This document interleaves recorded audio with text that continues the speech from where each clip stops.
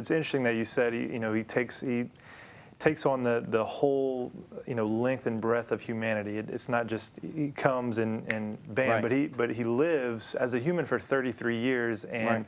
experiences tiredness. He experiences being weary. He weeps. Scripture says so. Right. Pretty much the whole range of emotions Jesus experiences, and for me to sit back and think, if I were God, what way would I would not want to go through the whole thing. But because he said God, he's kind of offering this paradox that to be Right. great, you have to be low.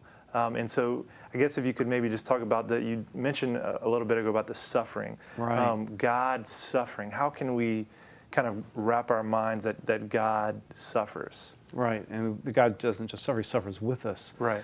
I mean, it's really interesting. This is what Paul calls the scandal of the cross. Mm-hmm. It seems foolish, right, and scandalous in a lot of ways. There was an objection that we got in the medieval period. People said, look, if God is so great, why would he do this? This doesn't seem like a really good solution to the whole problem, right? I mean, become a human being? I mean, that doesn't seem fit for God to do. Right. And so one of my favorite theologians, Anselm, says, no, actually, this is precisely where we see the real joy and beauty and mercy and justice of God all take place. This actually shows exactly how great God is because he can do these things. Mm-hmm.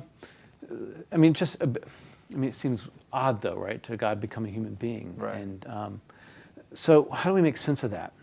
At one level, I think we make sense of it precisely because he has to take on all of human life to do that. But the suffering isn't, well, a couple things. One, I don't think Christ had to suffer.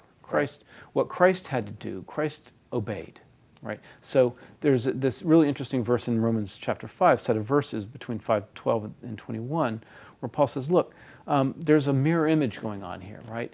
Adam sinned, and Jesus doesn't sin, right? Adam ate from the fruit of the tree. Jesus dies on a tree. Mm-hmm. Eve says no to God. Mary says yes. So there's also sort of what we call a recapitulation, right? Jesus does this all again. So Jesus as the new Adam. Jesus is the new Adam, right, is the idea here. And that's actually quite a beautiful way of thinking about it. But if Adam's primary sin was disobedience, then the restoration takes place through obedience. Mm-hmm.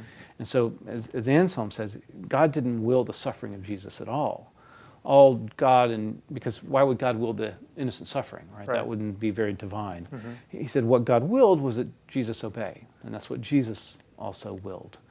The consequence of that was suffering, right? Because the Romans killed him, but that wasn't what God willed. Which is evident in the Garden of Gethsemane when Jesus knows it's coming, but he says, not my will, but your will. And that's a perfect act of obedience. It's a perfect act of obedience. So that's what God wills for, and this is precisely what Jesus restores to us, is the ability to obey through the graces that he gives us.